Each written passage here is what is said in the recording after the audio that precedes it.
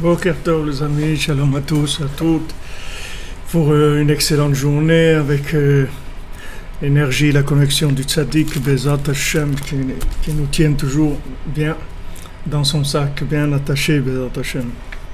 Alors on fait le cours pour le refouach shlema du Rav Besançon, Israël Yitzhak ben Fortuné, David ben Mesoda Cohen, Laura Alia Esther Chava Batraya Daniel, Olivier Fénichiel, Raphaël ben Kamouna Malka, Daniel ben Émilie Darmon, Rouhama bat Esther, Sandrine bat Janine, Janine bat Églantine, Marion Myriam bat Véronique, Zachary Shlomo ben Shira, Dvora Kochava bat Ilisheva bat Sheva, Devorah bat Korina Ayala, Léa Anna bat Mesoda, Léa bat Hana, Oreilda bat Rivka, Laura bat Jacqueline, Eliora bat Lisa Esther, Shaili bat Sarah, Fabien ben Suzanne, Sophie bat Nadine, Sacha ben Sophie, Noah bat Sophie, Yosef ben Esther, Serachaya bat Esther, Uchama bat Esther, Elisha ben Esther, Léa bat Esther, Batsheva bat Esther, Roselyne Shoshana bat Liliane Rachel, Rachamim ben Ruth, Tzipora bat Chaya Kamra, Laurent Sultana bat Rachel, Rekia bat Rachma, Rebecca Daniel bat Yvette Esther Rachel,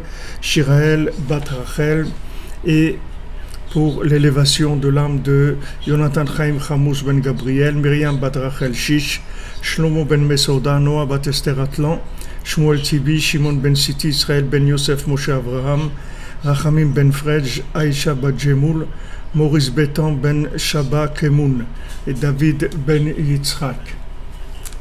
Et le Nishmat, Shirel Esther bat Keren et Sarah bat Keren.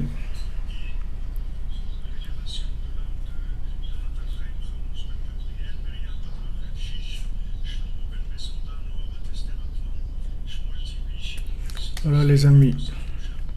Il y a quelqu'un qui m'a demandé aussi un nom.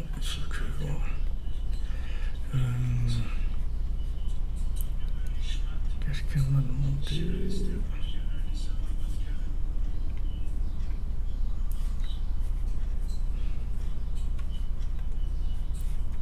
Refouach Shlema pour Shalom ben Moshe ben Sabat.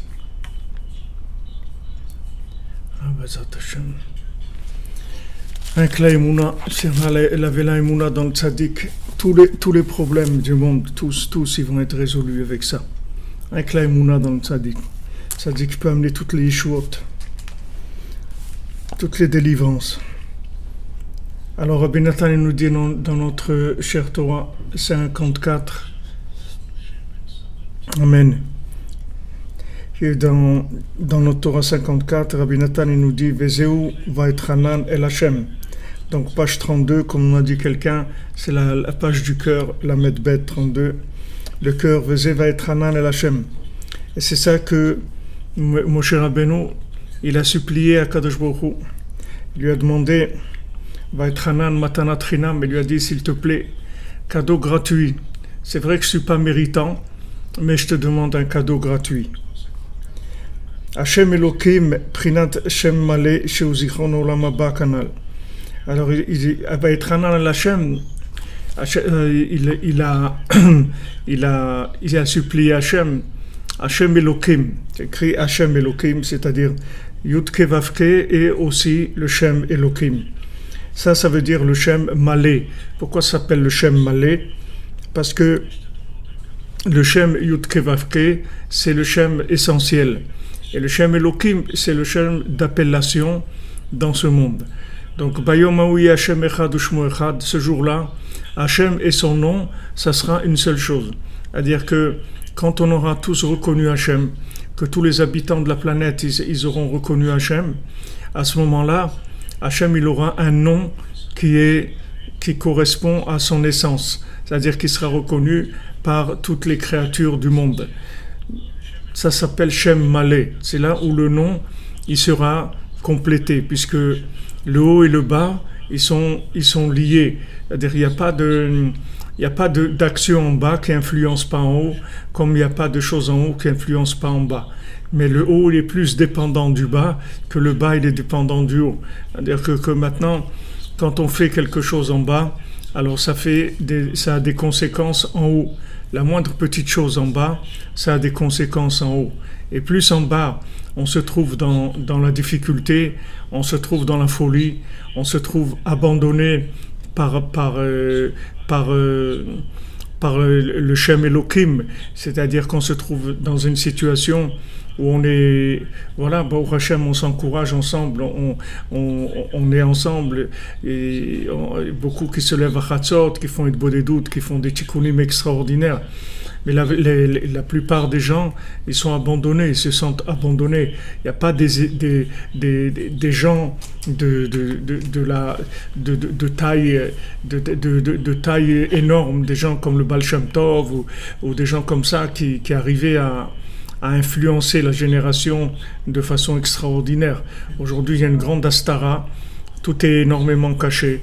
Et la moindre chose qu'on fait, elle a une influence énorme sur tous les univers, d'en bas et d'en haut, surtout. C'est-à-dire que le moindre effort, quelqu'un se lève à Chatzot, même 5 minutes, il ne peut pas imaginer la joie que ça fait dans tous les univers. Comment quelqu'un, dans ce monde-là, ce monde de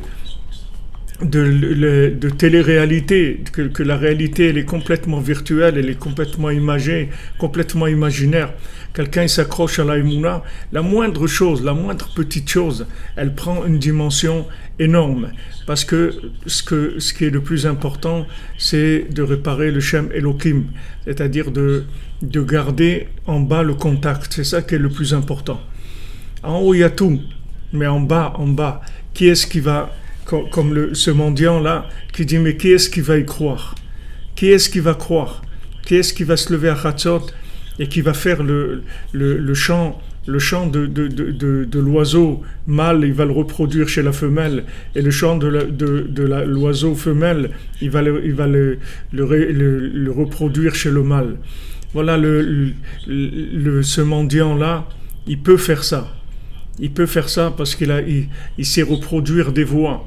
Il sait reproduire des voix, envoyer des voix dans des endroits où là-bas il ne se passe rien. Et il y a cette voix, comme s'il était présent dans cet endroit-là.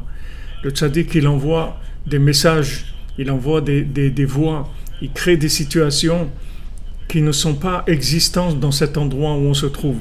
On est en train de vivre des choses qui sont au-delà de la fiction, c'est-à-dire celui qui est dans la Emouna, il va vivre des choses, il va dire mais comment c'est possible comment c'est possible, on voit comment les tzadikim ils nous parlent dans notre langage d'aujourd'hui et ils nous renforcent et nous disent allez-y, continuez, c'est sur vous qu'on compte tous en haut, ils comptent sur vous pour que vous fassiez un petit effort. Vous arriviez à un petit effort, quand vous faites un petit effort, alors c'est énorme. Comme l'exemple qui donne Rabbi Nachman sur la question que beaucoup de gens se posent, comment Mashiach il va venir avec des gens comme nous, alors qu'il n'est pas venu dans des périodes où il y avait des très grands tzadikim, des périodes où il y avait des millions de tzadikim dans le monde. Il y avait des périodes où il y avait énormément de tzadikim dans le monde. Comment il va venir maintenant avec des esclopés, des estropiés, des bras cassés, comment il va venir avec ça? Alors Rabbi Nachman il a donné l'exemple, il a dit une fois que il y a un pays qui a voulu conquérir une ville qui était protégée par des murailles. Alors il a envoyé le roi, il a envoyé l'armée. Et l'armée, elle a essayé d'envoyer toutes sortes de catapultes, de bombes sur la muraille et tout. La muraille, elle bougeait pas. Et toute l'armée est morte et il n'y avait pas de résultat. Après, il a envoyé les civils. Aussi, ils sont morts, il n'y avait pas de résultat. Après, il n'y avait plus de gens. Il restait que des enfants et des femmes, des enfants, des personnes âgées, des gens sur des chaises roulantes, des trucs comme ça. Alors il y avait quelqu'un à l'intérieur, il leur a donné le renseignement, il a dit allez-y maintenant, vous tous ces gens-là, allez-y parce que la muraille de l'intérieur, je vois, à 95%, elle est détruite déjà. Juste vous allez la pousser un petit peu et elle va tomber. Alors ils ont envoyé comme ça tous les femmes, les enfants, les vieillards, les estropiés, les gens sur les chaises roulantes, les planeurs, les drogués, les découragés, les gens meurtris, les gens amers, tout cela, allez-y, envoyez-les qui poussent un peu et ça va tomber.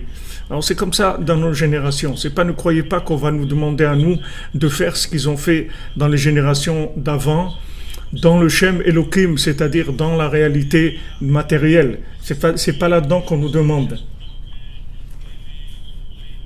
C'est pas ça qu'on nous demande. On nous demande de la connexion avec notre cœur et l'action, ce qu'on peut faire dans la joie surtout, dans la joie. Pas de nerfs, pas d'amertume, dans la joie. Baour Hashem, regarde Hashem, je fais partie de ton armée, je fais ce que je peux, je fais un petit peu, mais ce petit peu-là, je suis content de le faire, et je sais que c'est un mérite que je puisse faire ce petit peu-là, c'est merveilleux. Il y a des gens qui sont perdus, les pauvres, ils ne savent même pas ce qu'il faut faire dans ce monde. On leur propose des poupées, des trucs qui sont complètement imaginaires.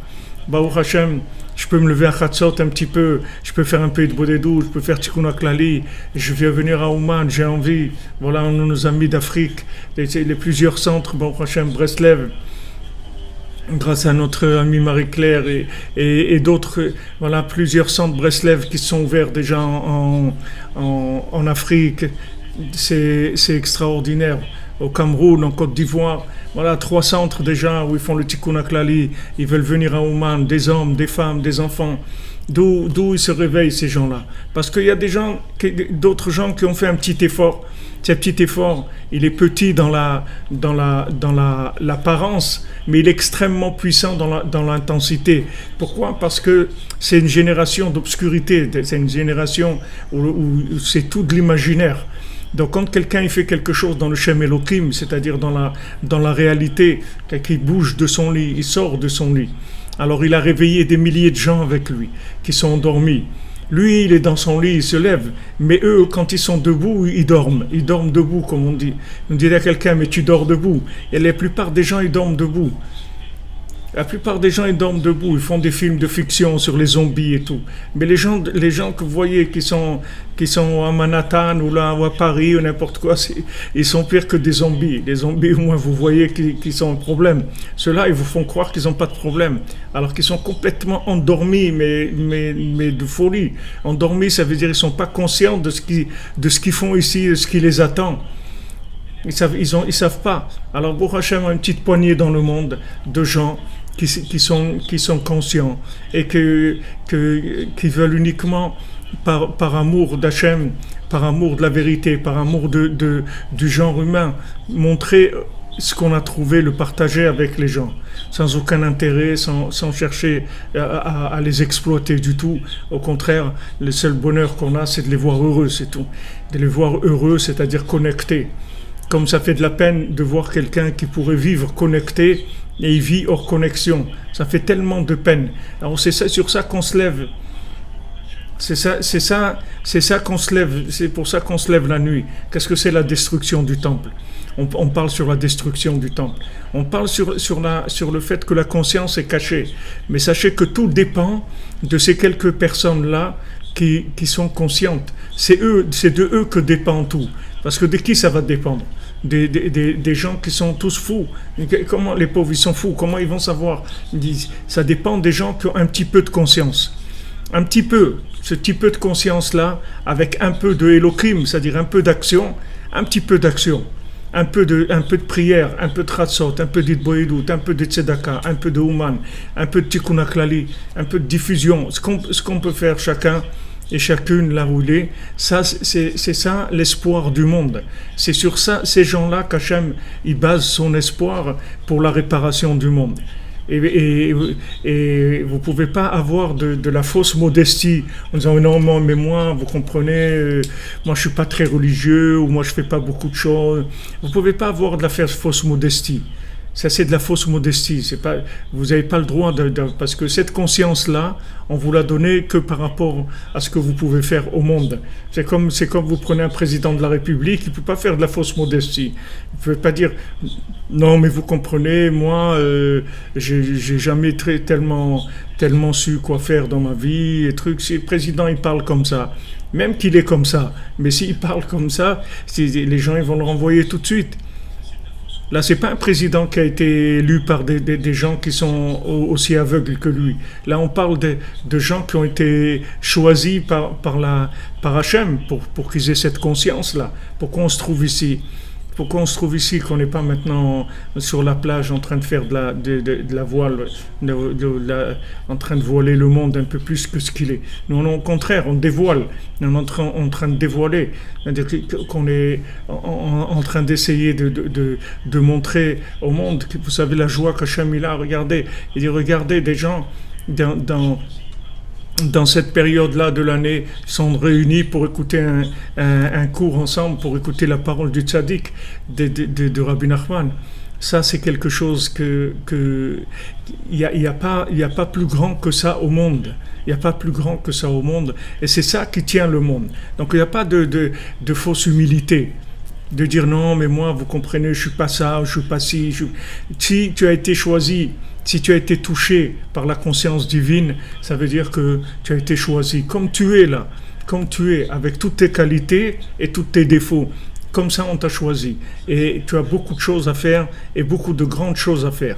Donc, ne tombe pas ne regarde pas tes points négatifs, parce que bien sûr, le Yetzer Hara, il va essayer de te montrer que le négatif qu'il y a chez toi, pour essayer de te faire tomber, de te casser.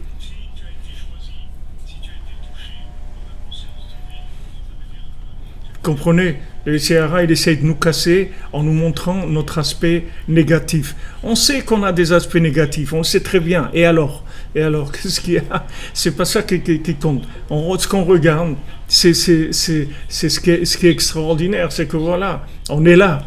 Comprenez, on est là. Rabbi Nachman, des fois, il faisait des remarques à ses élèves sur la prière, sur une chose, sur une autre, mais il leur disait le principal, c'est de pas être cassé. Il faut pas être cassé. Il faut pas regarder le négatif et être cassé. Toujours le Yetzer Hara, il veut essayer de vous montrer que vous valez rien du tout. C'est ça son travail. Son travail, et plus maintenant vous avez de valeur, et plus il va essayer de vous enlever cette valeur-là à vos yeux.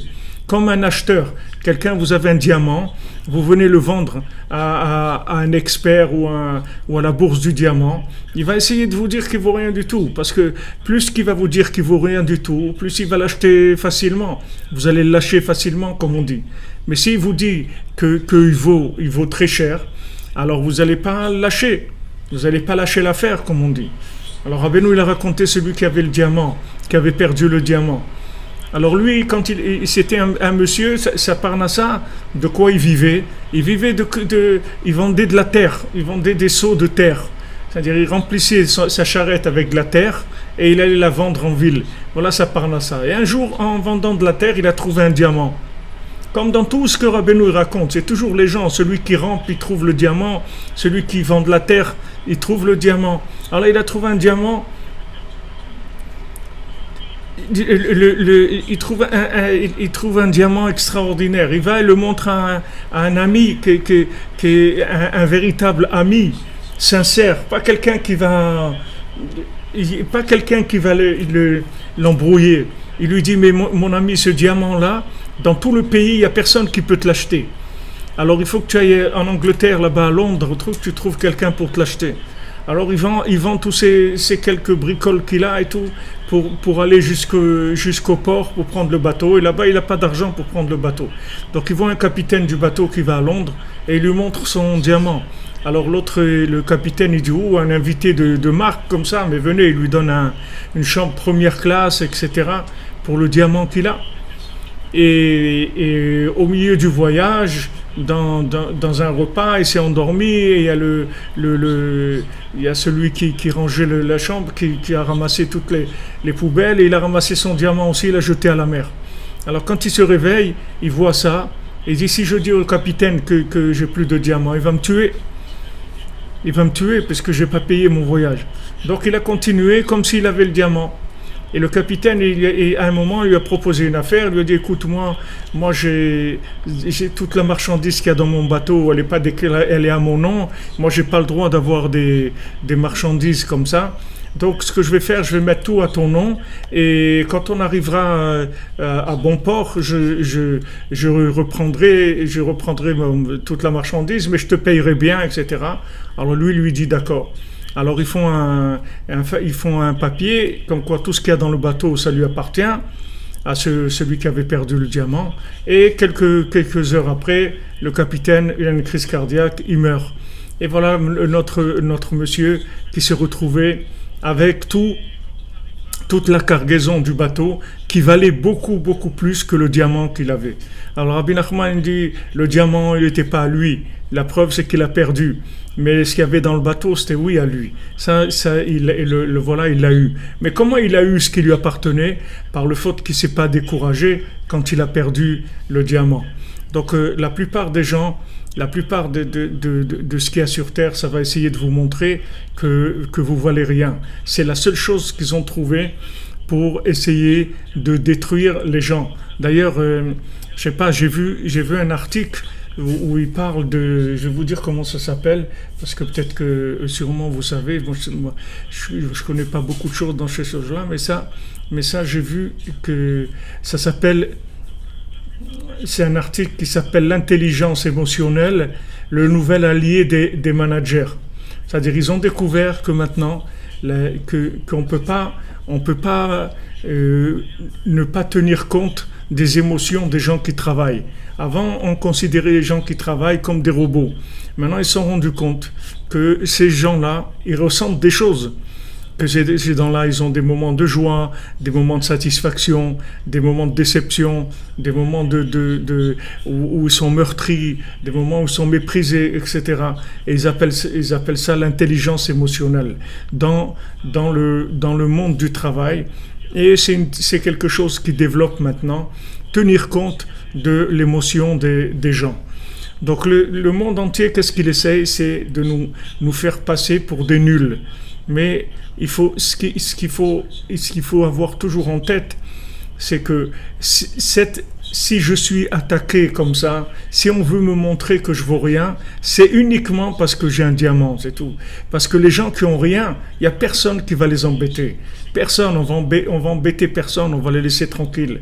Personne ne va les attaquer. Mais quand on voit qu'on est attaqué sans arrêt, soit par des personnes, soit par des idées, soit par des situations qui se retournent et qu'on n'arrive pas à réussir dans ce qu'on veut, on essaye. Les gens, ils essayent dans la parnassa, ils essayent dans le mariage, dans le couple, dans le shalom bayit, dans leurs enfants, ils sont attaqués sans arrêt. Sachez, c'est uniquement ça, la preuve de la valeur de Elohim que vous avez en vous, c'est-à-dire la valeur de pouvoir réaliser des choses extraordinaires. C'est uniquement ça, parce qu'il n'y a aucune raison que vous soyez attaqué, il n'y a aucune raison. Le Yetzer Hara, il ne se déplace pas pour rien. S'il se déplace, c'est pour des affaires. Alors comme le Talmud dit, il laisse tout le monde et il attaque les gens qui ont le plus d'éléments de réussite dans leur sac, dans leur dossier. Ceux qui ont le plus de chances de réussir, c'est ceux-là qui l'attaquent. Donc la première chose, comme on a vu ici dans cette Torah, c'est la simcha et déjouer les plans d'intimidation et de tristesse. Déjouer ces plans-là, tout le temps. Dire non, le peu de points positifs qu'il y a en moi, même si tu veux me dire que j'en ai pas beaucoup, sache qu'ils ont une valeur énorme. Ils ont une valeur énorme.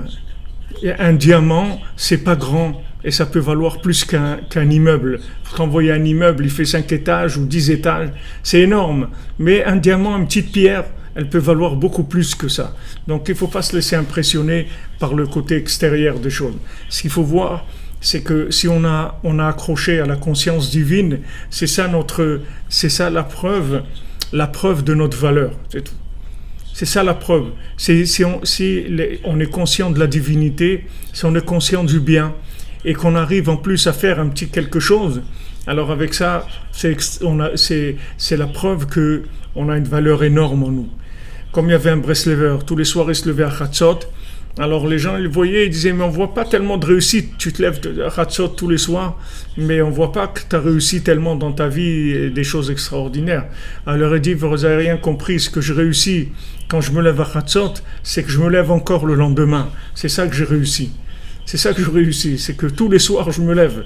Vous n'avez pas compris que c'est ça la plus grande réussite qui est. Vous croyez qu'il faut réussir dans ça ou dans ça. Mais c'est ça la réussite elle-même.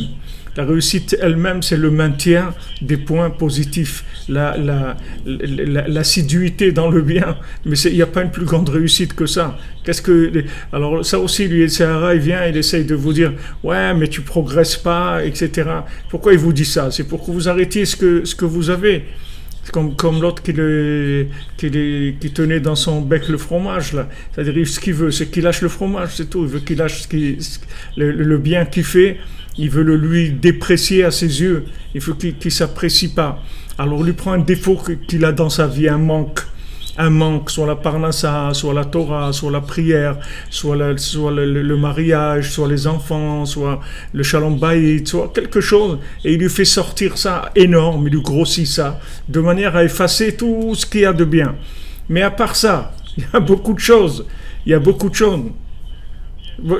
y a des gens, des fois, je venais chez Rabbi Nachman, et j'ai pas d'enfant, un truc, mais des fois Rabbi Nachman il disait, qu'est-ce que ça veut dire que tu n'as pas d'enfant? Regarde tout ce que tu as fait de bien. Tout celui qui est là, présent maintenant, ce cours-là, il a des enfants, il a plein d'enfants, il a des centaines et des milliers d'enfants. Parce que le cours qu'on fait ensemble ici, après il est vu par des milliers de gens. Ces milliers de gens, ça les renforce et ça leur donne la conscience d'Hachem. Qui est-ce qui a fait ça? C'est votre présence qui a fait ça. La présence de chacun, de chacune. Et s'il manque un, le cours, il va pas avoir la même intensité. Là, on est, je sais pas, une centaine, je sais pas combien on est. Mais sachez que quand on va être 2 millions ou 3 millions à écouter le cours ensemble, ça va être comme des bombes atomiques dans le monde. Parce que cette énergie-là, ces ondes qui sont fabriquées par l'union de ces âmes, c'est des armes hyper puissantes, c'est des armes spirituelles hyper puissantes qui vont réveiller le monde. Comment vous croyez que le monde il va se réveiller? C'est comme ça qu'ils vont se réveiller. Des gens qui sont ensemble, que le seul intérêt, c'est qu'ils cherchent à se connecter à Dieu. C'est tout ce qu'ils cherchent. Ils cherchent le bonheur, la connexion avec Dieu. C'est ça qui va amener la Géoula. Alors que la Géoula, elle va venir avec quoi? Qui est-ce qui va amener la Géoula? C'est que la délivrance finale, elle va se faire avec qui? Avec ces gens-là qui s'accrochent. Et donc, quand le Sahara, il vient, il vous montre, il dit, ouais, mais tu n'es pas marié, tu n'as pas d'enfant, et tout. Il dit que moi, je n'ai pas d'enfant. Mais moi, je suis marié avec Hachem. J'ai des enfants, Baruch Hachem, regarde. J'ai des milliers d'enfants. C'est tous ces gens-là qui vont écouter le cours, qui sont en train d'écouter, qui vont écouter en différé. Combien de gens ils se manifestent en différé, ils disent mais c'est extraordinaire, ça a changé ma vie et tout. Qui est-ce qui a fait ça? Qui est-ce qui fait ça? C'est la présence de chacun. S'il n'y a pas la présence de chacun et de chacune ici, comment le tzaddik il va s'adresser au monde? Avec qui il va s'adresser au monde? Comment il va faire parler des murs? Comment il va faire? Alors c'est ces gens-là, comme ils sont, dans l'état où ils sont, c'est ces gens-là qui diffusent la parole du tzaddik par leur présence. Parce que dès que l'âme elle est connectée, qu'on est un groupe connecté, alors ça crée un récipient plus grand. Même du vivant de Rabbi Nachman, quand il manquait un élève, Rabbi Nachman, des fois, il disait pas l'enseignement qu'il devait dire parce qu'il manquait un élève. Pas qu'il manquait un élève. Et quand c'était des grands élèves, c'était encore plus. Comme on dit que le Rav Aaron, le Rav de Breslev, c'était un très grand tzaddik. Et le dernier Rosh Hashanah de Rabbeinu, il n'est pas venu. Il n'est pas venu à Ouman pour Rosh Hashanah. Parce qu'il avait sa communauté, etc. Avant, quand c'était à Breslev, il n'avait pas de problème, puisque c'était lui le Rav de Breslev. Donc il était sur place, il était dans sa ville. Mais là, il devait venir à Ouman pour le Rosh Hashanah de Rabbeinu. Il n'est pas venu. Et il y avait toute une discussion avec Rabbeinu. Il demandait à Rabbeinu, mais j'ai ma communauté, je ne sais pas comment faire. Rabbeinu, il dit, bien sûr, tu as ta communauté, qu'est-ce que tu peux faire? Alors après, il dit, mais j'ai envie de venir. Il dit, alors il faut venir. Mais tu as ta communauté. Et comme ça, il discutait, jusqu'en fin de compte, il a décidé qu'il n'allait pas venir. Et on dit, c'est écrit que l'une des raisons pourquoi Rabbeinu il est mort à cette année-là, c'est-à-dire le 18 Tishri, c'est parce que Rav Aaron, le Rav de Breslev, il n'est pas venu. Ça, c'est des gens de ce niveau-là qui ont accéléré par leur absence la mort du tzaddik. Alors le contraire, regardez le contraire. Comment par la présence de chacun, on entraîne la présence du tzaddik. La présence du tzaddik, chaque personne qui est présente, elle fait que le tzaddik il peut agir plus. Des fois, Rabbeinu, il disait pas une Torah, parce qu'il y avait un élève qui était en retard, c'est-à-dire il n'a pas pu venir, il est resté bloqué dans un village à côté. Et après le Shabbat ou après la fête, il est venu. Et quand il est venu après, Rabbeinu il a dit la Torah qui devait dire le Shabbat ou la fête d'avant. Pourquoi ? Parce que il fallait, c'était prévu la présence de cette âme-là pour que cet enseignement il descende dans le monde. Donc les enseignements, ils sont complètement dépendants de vous. Il faut que vous le sachiez, de tous les gens qui sont présents. C'est ça qui fait l'enseignement. Plus il y a des gens qui écoutent, c'est-à-dire plus il y a des gens branchés, et plus la bande passante, elle est large. Plus l'antenne, elle est puissante. Elle peut capter les messages du tzaddik. Et à un moment, si vous voulez, cet outil de réception, ce réceptacle, il va être tellement grand qu'il va convaincre l'humanité entière. C'est comme ça que ça va se passer. C'est-à-dire que ça va aller jusqu'à un moment où tout le monde va se rendre compte de l'évidence de cette chose-là. Mais comment c'est venu ? Comment c'est venu ? Parvenu par des gens qui se sont renforcés, c'est tout. Qui se sont renforcés dans leur émouna, c'est tout. Rabbi Nathan il dit la grandeur d'un tzaddik, c'est combien il se renforce. C'est pas qu'il est grand, c'est combien il se renforce. Parce que même les plus grands, ils sont attaqués. Ne croyez pas, plus quelqu'un il est grand, plus il est attaqué. Mais aujourd'hui, voilà, les tzaddikim physiquement, ils nous ont quittés. Ils nous ont laissés dans l'état où on est. Maintenant, qu'est-ce qu'ils veulent de nous ? De la recherche, du ratson, du bon cœur et des petites actions dans la joie, c'est tout. Des petites actions dans la joie. Faire plaisir à Hachem avec des petites choses dans la joie. Et comme notre saint Rabbi Nachman il nous dit Chatzot, Itbodedut, Tikkun HaKlali, Uman et surtout de la simcha. Surtout la simcha. Surtout faire attention parce que c'est l'arme du Satan. L'arme du Satan, c'est de nous enlever la joie. Essayer de nous rentrer, Chas v'Shalom, dans la dépression ou dans la tristesse, des choses comme ça, pour nous enlever nos moyens. Alors sachez que la présence de chacun, de chacune, c'est quelque chose qui est déterminant par rapport à la Géoula. Qu'on est ensemble, unis, surtout que Baruch Hashem, c'est les Shem Shamaim. On est là, la plupart des gens qui sont là, on ne s'est jamais vus. On a juste des communications d'âmes qui sont entièrement pures. Il y a aucun intérêt à être là. Que quelqu'un il soit là, il soit pas là, on ne le connaît pas. On ne sait pas qui c'est. Alors qu'est-ce qui se passe dans la réalité? La réalité virtuelle, il a l'air de rien se passer du tout. Mais dans la réalité du virtuel de la Emouna, il se passe des choses extraordinaires. Il se passe des choses extraordinaires, surdimensionnelles. De la même manière que vous ne voyez pas aujourd'hui les tzadikim, comment ils sont présents là, alors qu'ils sont plus présents que jamais. Puisque Rabbi Nachman, il a dit, je suis avec vous, je reste avec vous. Et au contraire, chaque seconde, je cherche des nouveaux médicaments, de nouvelles miséricordes pour aider le monde à se brancher à Hachem. Donc ils sont là plus qu'ils n'ont jamais été. Mais on ne les voit pas. Parce que le physique, il s'est caché. De la même manière, quand on communique et qu'on a l'air de ne pas se connaître et tout, c'est pas ça qu'il faut regarder. Il faut regarder qu'on a la confiance, on est ensemble parce qu'on est dans une même direction.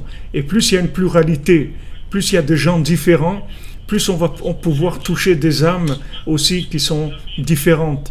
On ne va pas être branché sur une élite, on va être branché sur toutes sortes de gens qu'il y a sur terre. Comme ici, il y a des échantillons représentatifs de toutes sortes de gens. Alors ça donne un message qui devient universel. C'est-à-dire la Torah qui descend, l'enseignement qui descend grâce à cette présence de tous ces gens différents, qui sont là sans se disputer, sans se béchalom, tranquillement, take it easy, comme on dit, tranquille. Chacun il est là où il est. Là, il y en a, il est dans son lit, l'autre il est dans son salon, l'autre il est dans son jardin, l'autre il est dans sa voiture, l'autre chacun est là où il est. Il n'y a aucune exigence de forme, aucune. Il y a juste le cœur qui est connecté. Et ça, c'est la plus grande chose qu'il y ait jamais eu dans le monde. Alva, ils auraient eu ça à l'époque. Alva, ils auraient eu ça à l'époque du Mishkan, le monde entier il aurait été réparé. S'ils avaient pu diffuser le Mishkan en live, si quelqu'un il pouvait se connecter, cliquer, se connecter à l'intérieur du Mishkan, du tabernacle, et de voir la parole divine, et de voir Moshe Rabbeinu, comment il parle avec Hachem, le monde entier il aurait été réparé. Il n'y aurait eu aucun problème. Il n'y aurait eu aucun problème. Regardez la chance qu'on a de ce niveau de communication, de cette fluidité dans les liens de la communication, qu'il n'y a jamais eu ça dans le monde. Ça n'a jamais existé. Et ça, il ne faut pas le perdre de vue, que c'est un grand, grand cadeau d'Hachem. Bon, Hachem, on l'utilise pour ça. Il y a d'autres qui l'utilisent pour des bêtises. Nous, on l'utilise pour pouvoir amener la parole divine dans le monde. Donc, les moyens qui sont mis à notre disposition, ce sont des moyens qu'il n'y a jamais eu dans le monde. Donc, ne regardez pas votre niveau. Regardez les moyens que vous avez. Comme si quelqu'un, il prend l'avion. D'accord ? Maintenant, lui, il est comme il est. Il est moins fort que quelqu'un qui faisait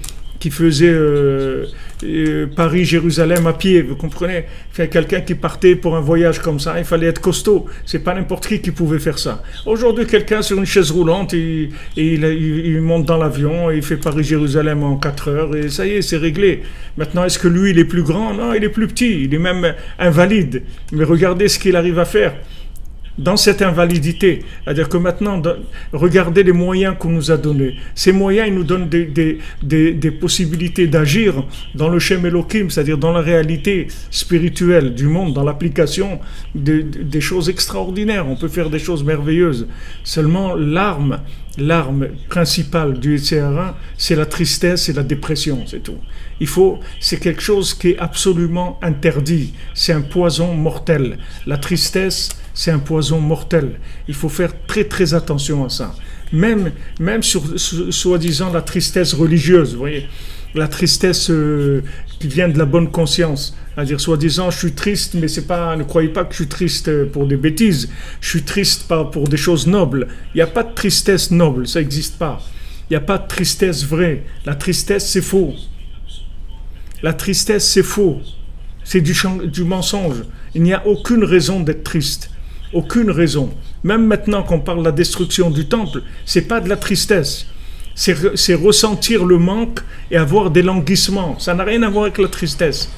D'ailleurs, Rabbi Nachman dit, quand on a des larmes, si vous voulez savoir si les larmes que vous avez, c'est des larmes positives ou des larmes négatives, vous regardez après. Si après vous avez de la joie, ça veut dire que c'était des larmes positives. Et si après vous êtes en dépression, ça veut dire que c'est des larmes négatives.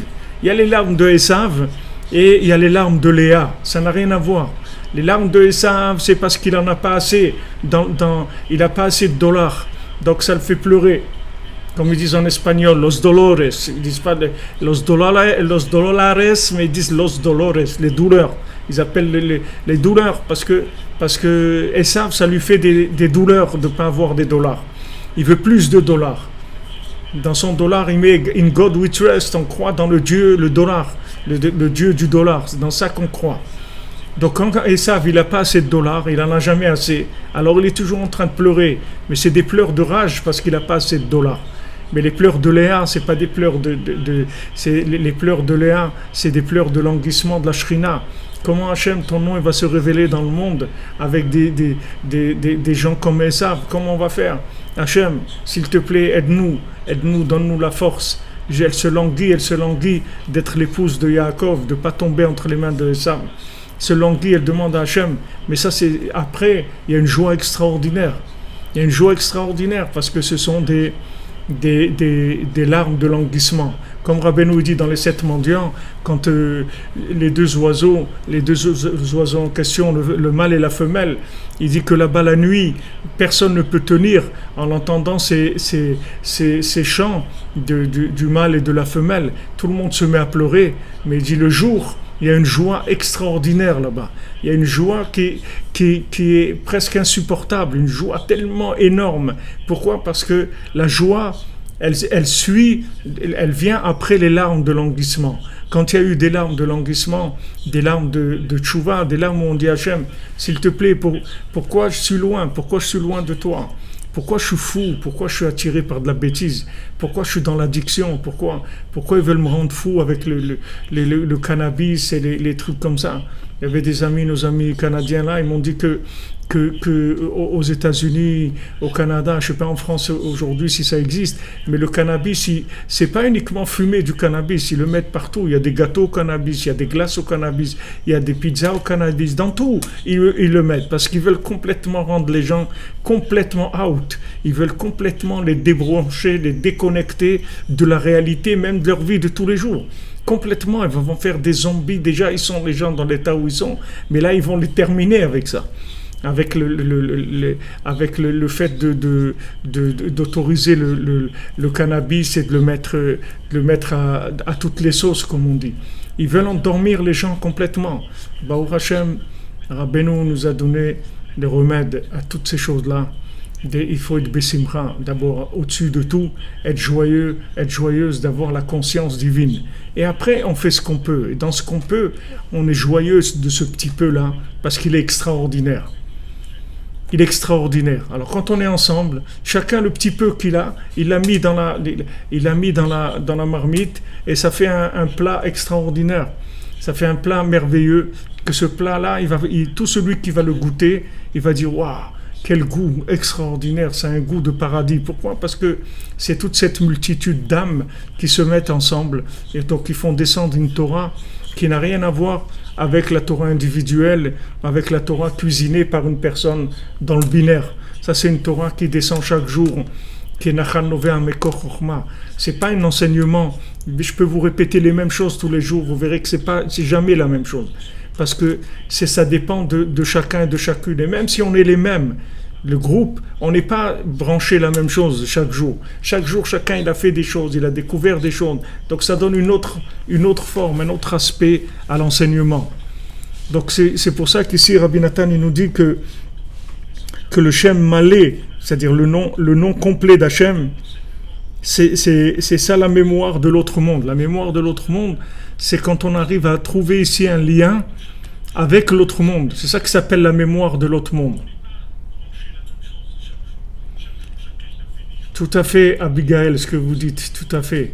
C'est ennoblir l'esclavage, le cannabis, tout à fait.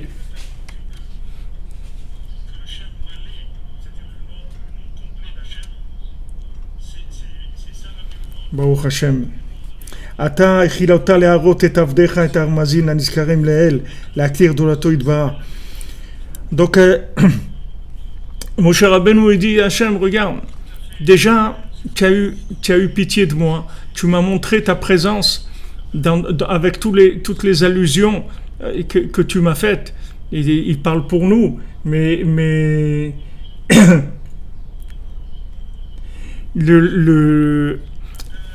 Moshe Rabbeinu lui parlait avec Hachem lui-même. Il a commencé avec des allusions, mais il a suivi ces allusions jusqu'à ce qu'il arrive à la connexion et la communication vivante avec Hachem. Donc Hachem, on lui dit, regarde, tu nous as envoyé des allusions. Baruch Hachem, tous les jours, tu nous envoies des appels, des choses qu'on comprend, que c'est toi qui nous encourages. De manière à pouvoir te connaître de toute chose qui est dans le monde. Sachez que le fait qu'il n'y a pas aujourd'hui un monopole, si vous voulez, de la parole divine par rapport à des situations. Avant avant les gens, ils devaient aller dans des endroits appropriés, dans des situations appropriées, soit chez des grands rabbanim, soit dans des grands forums, des grandes rencontres de Torah, etc. Et c'est là où il y avait l'enseignement. Aujourd'hui, c'est pas comme ça. Aujourd'hui, l'enseignement, il est partout. Il est partout. L'enseignement, il est dans le bus, dans le métro, dans le travail, partout où on est. Partout où on est, dans la nourriture, dans l'argent, partout il y a cette présence divine. C'est-à-dire la communication avec Dieu, elle n'est plus limitée. Elle n'est plus limitée à un endroit spécial, parce que le fait qu'Hachem il a développé la communication, ça fait que tout le monde se réunit. Tout le monde est uni. C'est-à-dire vous êtes liés à une information qui se passe à Jérusalem. Alors tout le monde est au courant dans la minute même. Tout le monde est branché de tous les endroits du monde comme ça. Donc c'est une autre dimension complètement. Vous voyez que c'est la lumière qui vient vers nous. C'est pas nous qui allons faire la chose. Donc on ne nous demande pas d'avoir la capacité des gens d'avant. On nous demande juste notre cœur, c'est tout. C'est tout ce qu'on nous demande. Le reste, après, ça va se faire automatiquement avec la communication, puisque Hachem, il vient vers nous par rapport à toutes les situations qu'il peut y avoir dans le monde. Ça n'est que de la communication. Il n'y a que ça. D'un côté, on a perdu en évidence, mais d'un autre côté, on a gagné en communication. Parce que s'il y avait les deux, alors ça y est, tout est réglé. Mais l'évidence, elle est cachée. Mais d'un autre côté, la communication, elle est très très développée. Donc, elle remplace de loin l'évidence. Il vaut mieux la communication que l'évidence. Il vaut mieux parce que l'évidence sans communication, ça fait que des élites, c'est tout. Tandis que la communication, même à un niveau apparemment qui est minime, mais quand ça s'est diffusé à des milliers et des milliers de gens, ça a une autre dimension complètement. Complètement. Un tout petit peu, avec des milliers de gens, c'est énorme. C'est beaucoup plus que beaucoup d'un groupe de gens, de 10 personnes ou de 20 personnes.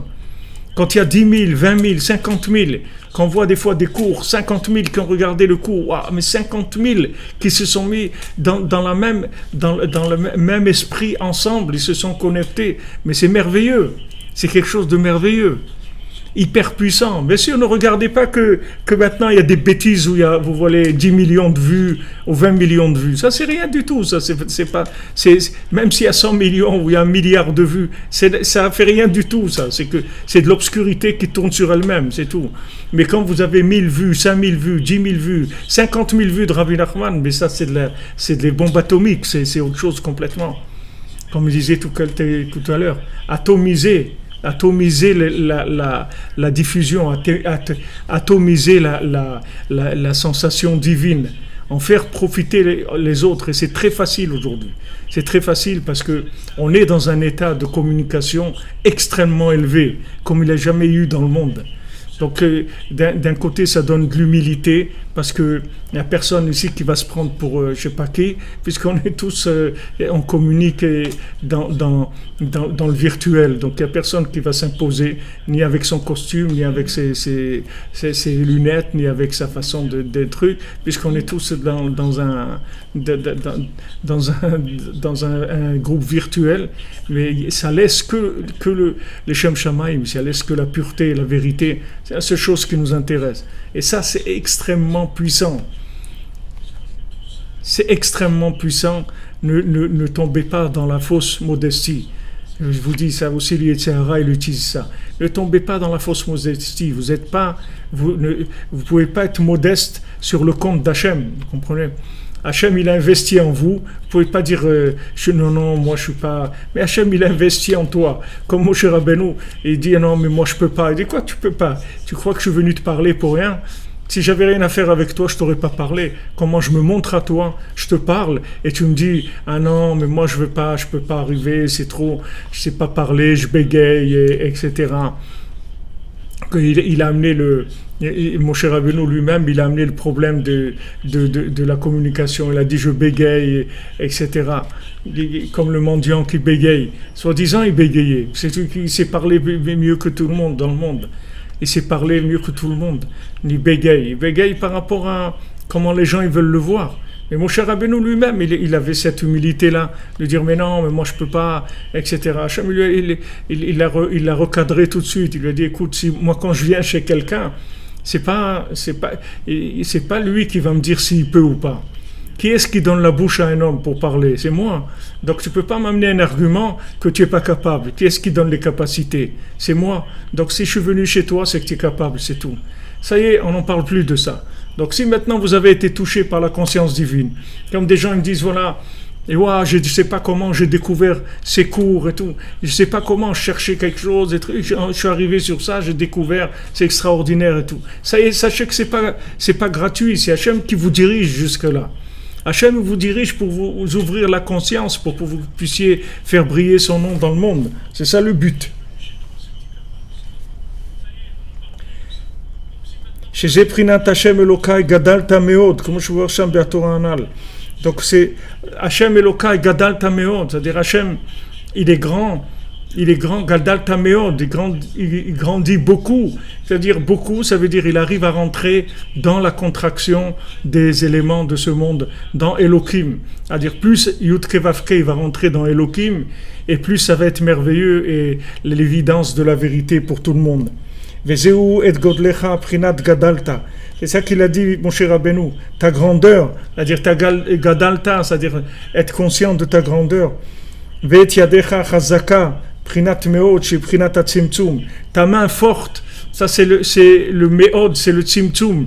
Comment maintenant la grandeur de l'infini, elle rentre dans des situations tellement contractées qui sont des situations banales de tous les jours. Qui sont la rigueur du côté de la sainteté. La rigueur du côté de la sainteté, c'est la retenue. C'est-à-dire quand Hachem, il retient pour pas brûler le monde. Quand il y a eu la destruction du temple, le temple il a brûlé. C'est pas parce que Hachem il s'est retiré, c'est parce qu'Hachem il s'est dévoilé plus que ce qui se dévoilait d'habitude. Donc ça a brûlé. Ça a brûlé. C'est-à-dire que maintenant, quand dans le monde, le comportement il est pas adéquat, ça entraîne plus de révélation d'Hachem. Hachem, il veut se révéler plus. Et quand il se révèle plus que ce qu'on peut, ça brûle. Donc, la contraction de la lumière infinie, ça s'appelle la rigueur dans la sainteté. C'est-à-dire, Hachem, il retient et il donne la lumière juste qu'il faut pour mettre le moteur en marche, c'est tout. Mais surtout pas plus, parce que sinon, ça éteint le moteur complètement. C'est-à-dire, qui est-ce comme toi, qui est dans le ciel et dans la terre en même temps? Qui est-ce qui est en même temps infini dans le ciel, avec tous les anges et toutes ces choses merveilleuses qu'il y a dans le ciel, et en même temps, tu es là dans les endroits les plus bas, les plus minables, les plus abandonnés du monde, soi-disant dans des milieux pauvres, dans des endroits, des villages qui se trouvent en Afrique, des endroits comme ça, qu'on dit mais il y a rien là-bas, il n'y a pas de développement, il n'y a pas besoin de développement pour Hachem, il y a besoin rien que du cœur, c'est tout. Il n'y a besoin d'aucun développement du tout. Et d'un autre côté, vous voyez les gens qui ont un peu la foi, et comme en Iran et tout, ils essayent d'interdire tout ce qui est nouveau. Là, j'ai vu, ils ont fermé des centaines de restaurants parce que dans ces restaurants-là, il y avait un esprit qui correspondait pas à la religion comme il faut. Parce que ils ont peur. Ils ont peur de perdre ce qu'ils ont. Mais nous, Rabbeinu nous apprend de ne pas avoir peur. Parce que dans cette évolution technologique et tout, celui qui veut, il y a tout, comme il n'y a jamais eu dans le monde. Et celui qui ne veut pas, ce n'est pas la peine de le forcer, parce que ça ne sert à rien. Parce qu'Hachem, il ne veut pas des gens qui sont forcés. Si Hachem, il veut forcer le monde, ça prend une seconde. Le monde entier va se mettre au garde à vous. En une seconde. Donc Hachem, il ne veut pas forcer des gens. Hachem, il veut qu'on le fasse de bon cœur. Donc si maintenant vous fermez les accès aux gens, vous leur dites ça c'est interdit, on va t'enlever l'internet, on va t'enlever ça, et on va t'enlever les restaurants, qu'est-ce que vous allez croire que vous allez faire des gens des religieux? Au maximum vous allez faire des clowns, c'est tout, mais pas des religieux. Religieux c'est l'engagement avec le cœur. S'il n'y a pas le cœur, il n'y a rien du tout. Hachem il veut notre cœur, il ne veut pas des gens qui font semblant. Et vous voulez les forcer, on ne peut pas forcer. Il faut les éduquer, il faut leur faire aimer, mais il ne faut pas fermer. Tu fermes, à quoi ça a servi? Au contraire, Fais maintenant, prends ces restaurants et mets là-bas des gens qui vont parler tous les jours. On met des livres, on met des articles, on met des émissions qui vont conscientiser les gens. Là où ils se trouvent. Mais pas tu leur fermes les trucs, tu vas fermer, ils vont se révolter après les gens. Ils vont se révolter parce qu'ils ne peuvent pas supporter la rigueur, les gens. Qu'est-ce que tu vas les enfermer? Tu vas les emprisonner pour qu'ils aiment Hachem? C'est pas quelque chose qu'on peut imaginer, ça. Mais toi, c'est à toi, si tu as le pouvoir et si tu as la conscience qu'il faut. Alors viens chez eux, viens leur apprendre. Là où ils se trouvent. Eux, maintenant, ils aiment être là. Ils aiment aller au restaurant. Ok, alors viens, diffuse Hachem dans le restaurant. Viens parler d'Hachem dans le restaurant. Mais des gens qui parlent d'Hachem, mais des choses qui évoquent Hachem, de manière à les intéresser dans les endroits où ils se trouvent. Sinon, ça ne marche pas. Asher mi el bashamayim va'aretz, vous comprenez, dans le ciel et sur la terre. Mais tu ne veux pas dire rien que dans le ciel.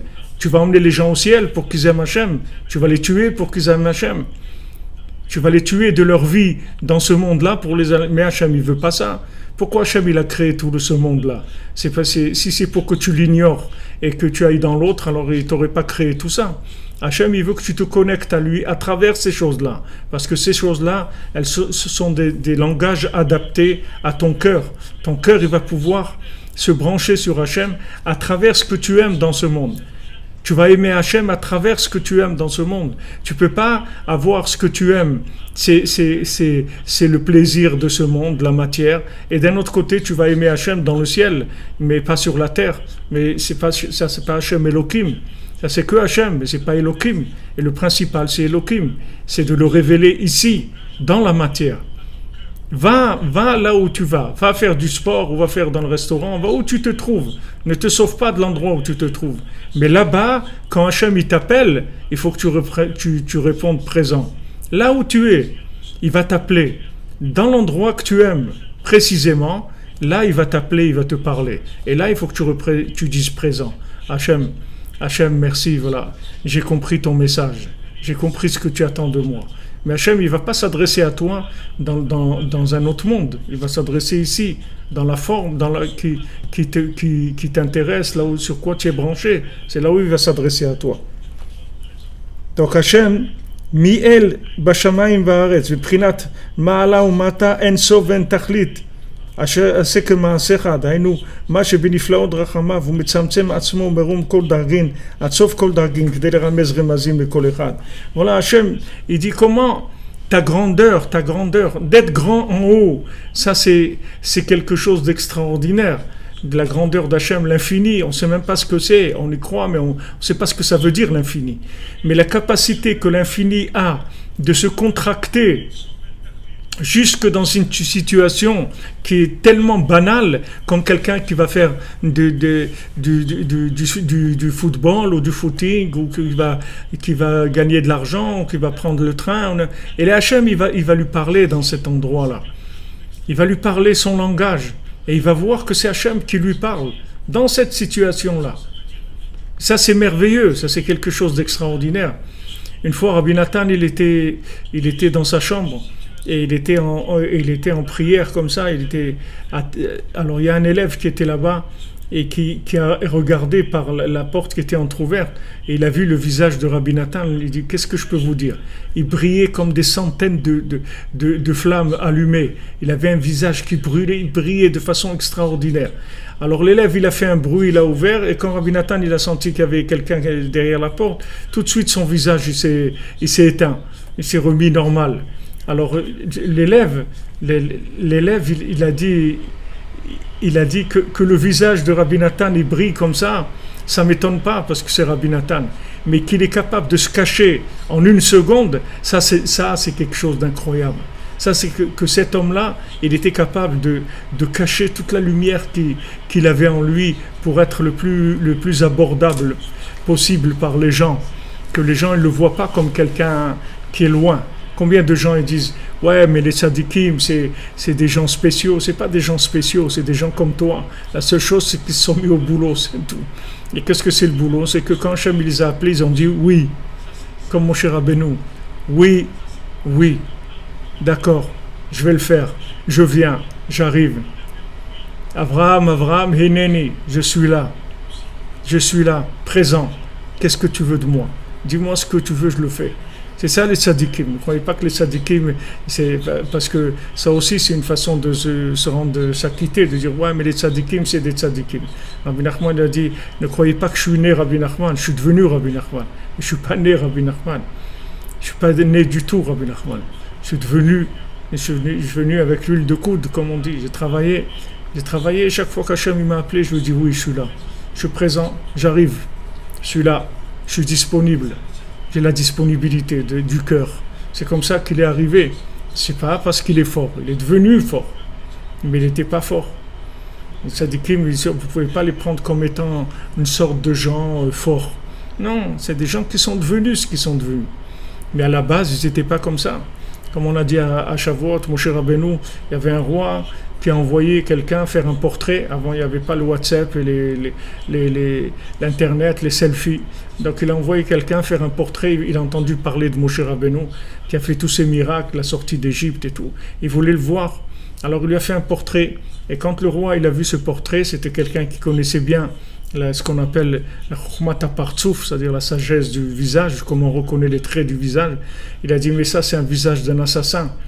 C'est-à-dire, Moshe Rabbeinu, son visage, c'était un assassin. Seulement, il était en lutte permanente. C'est tout. C'est pas que, ne croyez pas que Moshe Rabbeinu, c'était quelque chose. C'était un assassin, il a un visage d'assassin. Et de ça, il a retourné complètement. Il est devenu l'homme le plus miséricordieux qu'il y avait sur terre. Celui qui a essayé de sauver l'humanité sans arrêt. Parce que il luttait contre ça. Il luttait contre ce côté-là d'assassin qu'il avait en lui. Il a utilisé le côté assassin pour assassiner le mal, mais pas pour Chas Shalom faire du mal dans le monde. Au contraire, il faisait le bien. Donc il faut pas se lamenter sur ce qu'on n'a de pas bien, parce que ça n'a aucune importance. La responsabilité qu'on a, c'est de développer le bien. Et quand on se met ensemble, alors ce bien-là, il prend des dimensions extraordinaires. על כן אני מתחנן עבר ענה וראה את הארץ הטובה הזאת שארץ ישראל, ששם עיקר הזיכרון כנ"ל. C'est pour ça que je t'en supplie, laisse-moi rentrer en Eretz Israël, que là-bas c'est la mémoire dans Elohim, c'est-à-dire c'est la mémoire sur terre. Kim hayinu zochim shemoshe yavo l'Eretz Israël, parce que si on avait eu le mérite que Moshe Rabbeinu il rentre en Eretz Israël, azaya mamshir sham zikaron onam haba lekol Israël, il aurait amené la mémoire du futur dans tout le Ham Israël. Voilà, comme on a dit hier. Alors personne n'aurait fauté. La conscience divine, elle serait répandue sur la terre entière et il y aurait eu la Geoula Shlema. Il y aurait eu la délivrance totale et définitive. La Netzach, pour l'éternité, Bli Chorban Achakar, sans aucune destruction. Il y aurait eu le temple, le seul temple. Et ça aurait été la parole divine qui aurait été évidente pour tout le monde sur terre. Il nous manquait, bien qu'il y a eu le temple, mais le fait qu'il n'y avait pas Moshe Rabbeinu, ça a complètement diminué la capacité de diffusion du temple, de la conscience du temple dans le monde. Donc aujourd'hui, Baruch Hashem, on a Rabbi Nachman, que c'est la conscience du temple, la conscience d'Hachem, la conscience la plus élevée qu'il y ait jamais eue, dans la douceur, dans la tranquillité, chacune là où il est, dans ce qu'il fait. On ne demande pas d'être quelqu'un d'autre, on demande juste de suivre le chemin, c'est tout. Et avec cet enseignement-là, il va délivrer l'humanité entière. Ces enseignements, ils vont délivrer tout le monde dans la douceur, dans la patience. C'est pour ça que ça prend le temps que ça prend, parce que ça doit se faire de façon à faire participer tout le monde de bon cœur. Pas que quelqu'un il se sente obligé de faire ça. Des gens obligés, on n'en a pas besoin. Ils ne vont pas nous faire avancer. On a besoin des gens qui ont envie de faire des choses, qui ont envie de faire plaisir, qui ont envie de réparer. Alors, Bezrat Hashem, par le Soud Rabbeinu, Rabbi Nachman, ses enseignements, on va voir Geoula Shlema. Continuez les amis, Chatzot, Titbodedou, Tikkun HaKlali, Ouman, et connectez au tzaddik, connectez ensemble au tzaddik, diffusez chacune là où il est, ce qu'il peut faire, Bezrat Hashem. Ça va amener Geoula Shlema. Ça va guérir toutes les maladies, ça va amener la bénédiction pour tout le monde, dans tous les domaines. Les gens vont se marier, avoir des enfants, avoir la joie de vivre. avoir la joie de vivre. Uniquement remercier Hachem sur la vie, c'est déjà extraordinaire. Et de là, il va y avoir réparation totale, Bezat Hachem. Avec la joie, vous allez sortir de tous les problèmes. Que de la joie, c'est tout, Bezat Hachem. Merci les amis, on se retrouve ce soir, Bezat Hachem à 3h, Blineder, pour tous ceux qui sont capables, qui ont envie et qui peuvent, et tous ceux qui ont envie, qui ne peuvent pas aussi, seront avec nous. Bezrat Hashem. Be'atzlacha, une bonne journée. Merci de votre présence. Merci d'être là. Merci de ce lien-là. Oui, c'est vrai, la foi, c'est la joie. C'est lié. Voilà la musique. Bezrat Hashem. On va entendre on va entendre la harpe de David. Bezrat Hashem. Merci les amis.